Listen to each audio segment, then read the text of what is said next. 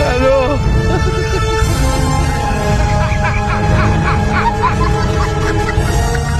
মানে এটা কোনো কথা? ও বাইরে ভাই, এ তো দেখি এক্সপেক্টার ম্যান। ও সরি, এক্সপেক্টার ম্যান হবে না, এক্সপেক্টার হবে ম্যাম।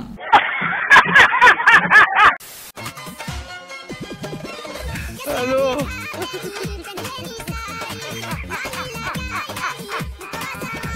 মাথা নষ্ট। হ্যালো হ্যালো গাইস, অনেকদিন পরে একটা পাঙ্গাস পাখি দেখলাম।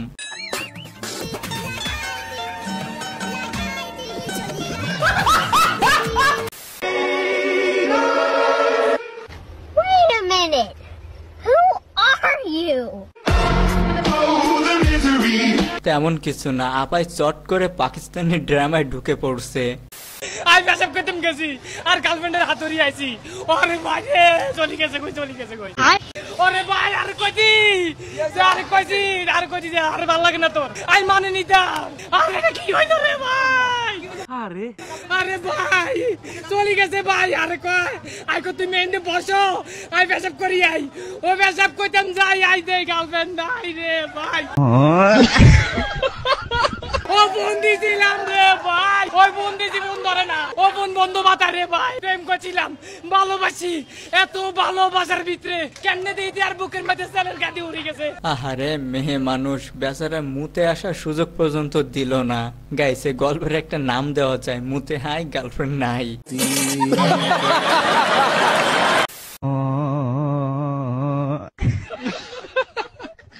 হ্যালো এভরিওয়ান, কি অবস্থা সবাই, কেমন আছেন সবাই? আশা করি সকলে অনেক ভালো আছেন। তো আজকে আবার নিয়ে চলে আসলাম অসি বাঙালি আরো একটি মজার পর্ব, যেটি দেখলে আপনারা 100% মজা পাবেন। তাহলে দেরি কেন, চলুন শুরু করা যাক। এই যে মেয়েটির স্বামী 10 বছর হলো সৌদি আরব কাজে গেছে। হ্যাঁ, যখনই শুনলো যে ও মা হতে চলেছে, ওর স্বামী কি করলো? যোগাযোগ করা বন্ধ করে দিয়েছে। গাইস ওয়েট এ মিনিট, মানে 10 বছর হয়েছে ওর স্বামী বিদেশ গেছে, বাট ওর পেটে বাচ্চা আসলো কোথা থেকে? ভাইরে ভাই, তুই যোগাযোগ করা বন্ধ করে দিয়েছিস, ভালো করছিস, তুই দেশেই আসিস না।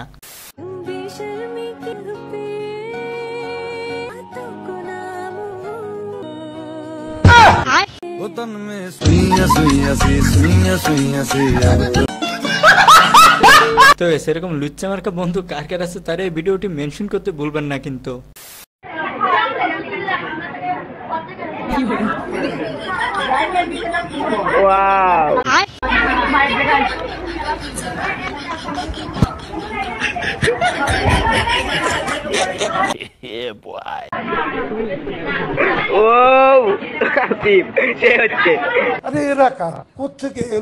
গাইস, এই স্কুলে কি প্রেম করা শেখানো হচ্ছে নাকি লেখাপড়া? মানে সবাই জনে জনে একটা একটা করে দেখেন ধরে বসে আছে, মানে এটা কোনো কথা? সুটিয়ে লাল করে দেবো, নোংরামি বার করে দেবো। তোমার খালা কালকে বিকেলে বাসুলিয়া যাব। তোমরা যারা যারা খালারে ভালোবাসো সবাই তোমরা বাসুলিয়া যাবা। তোমার খালাও তোমাকে দেখাবো, তোমার খালারেও তোমরা দেখবা। আচ্ছা, আমি কালকে বিকেলে বাসুলিয়া যাবো, বুঝছো? আমার বাবারা, আমার মারা, তোমরা সবাই বাসুলিয়া যাইও, তোমার খালারে দেখবা। A few moments later.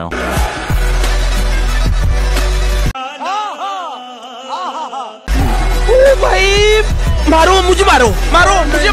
Guys, খালার ফ্যান ফলোয়ার দেখে তো পুরাই আমার টারাই উঠছে। ভাইরে ভাই, খালার কি ফ্যান ফলোয়ার, সে তো অনেক বড় ফেমাস।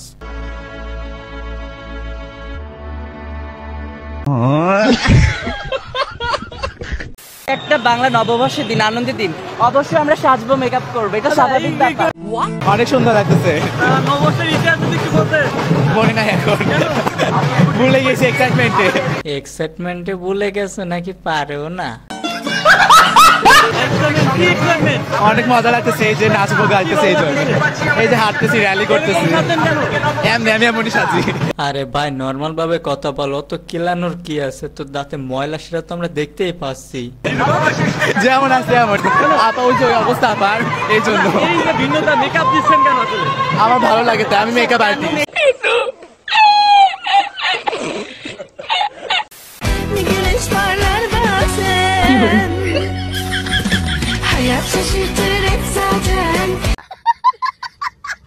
আরে মামুনি, তোমার আজকে কপাল ভালো যে গরুর মুড ভালো ছিল, তা না হলে তোমার জায়গা বরাবর উষ্টা দিত।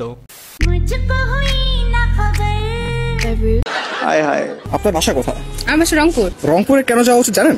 কেন? রংপুরে অনেক সুন্দর সুন্দর মেয়ে থাকে। জানতাম না তো, আজকে জানলাম প্রথম। চলো ভাই। হ্যাঁ, আমিও আপনাকে দেখে বুঝলাম।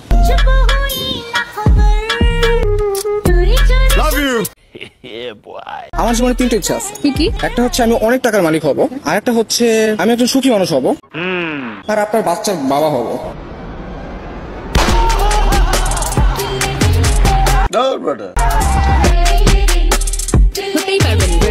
গাইস, আমি তো প্রথমে ভাবছিলাম যখন ও বলছে আমি আপনার বাচ্চার বাবা হব, আমি তো মনে করছিলাম থাপ্পড় বসাই দিবে, বাট পরে দেখি না মেয়েটা মজা পেয়েছে।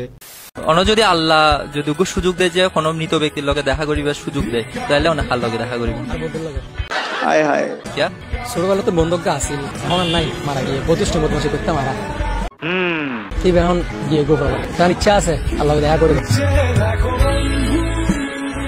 গাইস, এরকম বন্ধু পাওয়া কিন্তু ভাগ্যের ব্যাপার। তো গাইস, এরকম বন্ধু কার কার আছে অবশ্যই কমেন্টে জানিয়ে যেতে ভুলবেন না। আচ্ছা, এই কারণে কি হয়েছে? হ্যাঁ, একটা ছবি তোমার সাথে তুলবো, যেভাবে তুলতে চাই ওইটাও তুমি তুলতে চাও না।